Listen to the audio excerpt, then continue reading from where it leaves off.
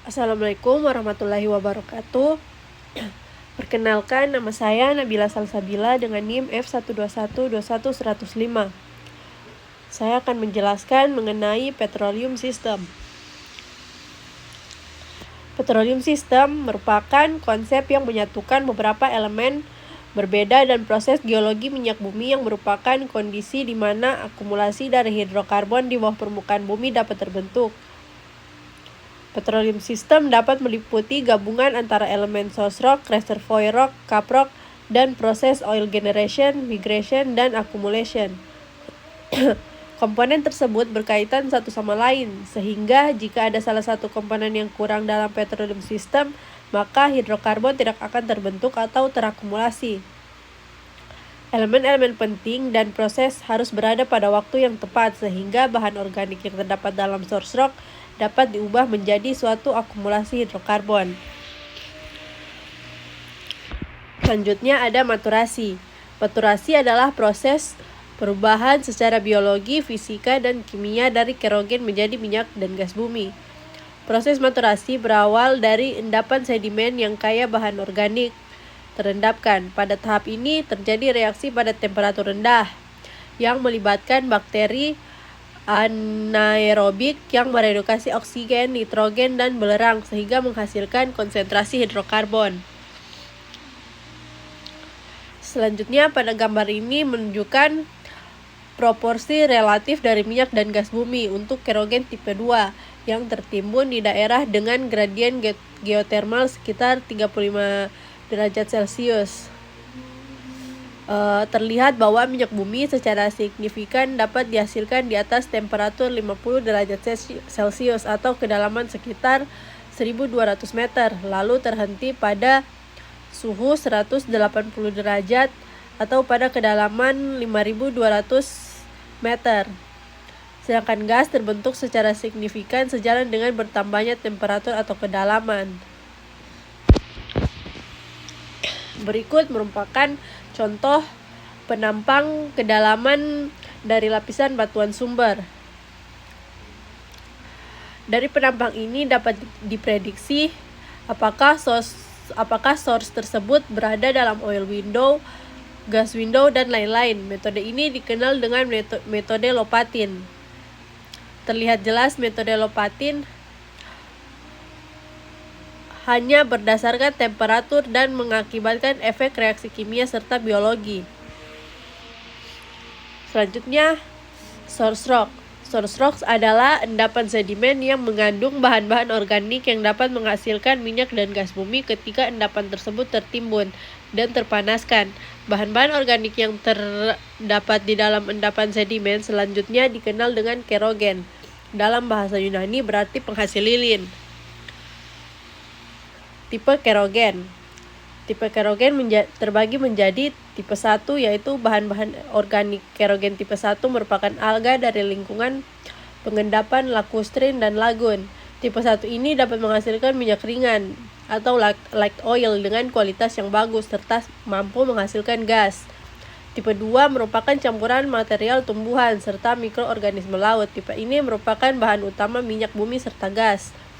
Tipe 3 merupakan tanaman darat dalam endapan yang mengandung batu bara. Tipe ini umumnya menghasilkan gas dan sedikit minyak. Tipe 4, bahan-bahan tanaman yang teroksidasi. Tipe ini tidak bisa menghasilkan minyak dan gas. Selanjutnya ada migrasi. Migrasi adalah proses transportasi minyak dan gas dari batuan sumber menuju reservoir. Proses migrasi berawal dari migrasi primer, yakni tertransportasi dari source rock ke reservoir secara langsung, lalu diikuti oleh migrasi sekunder, yakni migrasi dalam batuan reservoirnya itu sendiri. Berikut merupakan peta reservoir.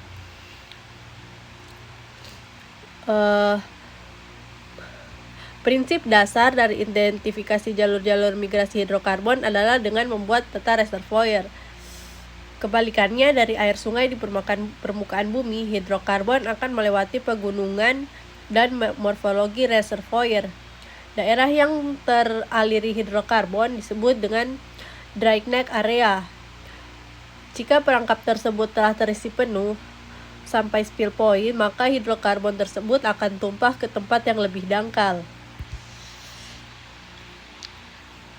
Reservoir adalah batuan yang mampu menyimpan dan mengalirkan hidrokarbon. Dengan kata lain, batuan tersebut harus memiliki porositas dan permeabilitas.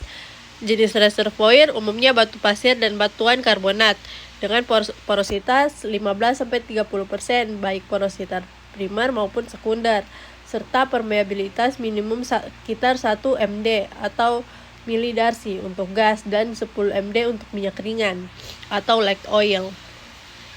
Selanjutnya ada seal. Seal merupakan sistem batuan penyekat yang bersifat tidak permeabel seperti batu lempung atau mudstone, anhidrit, dan garam. Kemudian ada trap. Trap merupakan keberadaan suatu reservoir yang mengandung hidrokarbon, mengindikasikan adanya trap atau perangkap yang mampu menahan hidrokarbon bermigrasi. Trap adalah suatu kondisi alam yang menjebak migas sehingga migas tidak dapat bergerak dan terakumulasi di dalam reservoir rock. Berikut merupakan macam-macam perangkap hidrokarbon. Yang di bagian D merupakan perangkap stratigrafi, dan A ke C merupakan perangkap struktur, dan yang bagian E merupakan perangkap kombinasi. Selanjutnya ada fracture gradient. Di dalam evaluasi prospek, kurva fracture gradient diperlukan diantaranya untuk memprediksi sejauh mana overburden rocks mampu menahan minyak dan gas bumi. Semakin tebal suatu overburden, maka semakin banyak volume hidrokarbon yang mampu ditahan. Kemudian gambar ini menunjukkan kurva fracture gradient dari gas, minyak, dan air. Formasi dari sebuah lapangan. Berdasarkan kurva ini, jika kita memiliki sebuah perangkap dengan ketebalan overburden C, maka ketebalan kolom gas maksimal yang mampu ditahan adalah C ke A, dan ketebalan kolom minus adalah C ke B. Selebihnya hidrokarbon tersebut akan merembes keluar penyekat. Kesimpulan dari penjelasan tersebut dapat disimpulkan bahwa faktor-faktor yang menjadi perhatian dalam studi petroleum system adalah batuan sumber atau source rock, pematangan atau maturasi, reservoir, migrasi, timing, perangkap atau trap, batuan penyekat atau sealing rock, dan fracture gradient. Sekian dan terima kasih.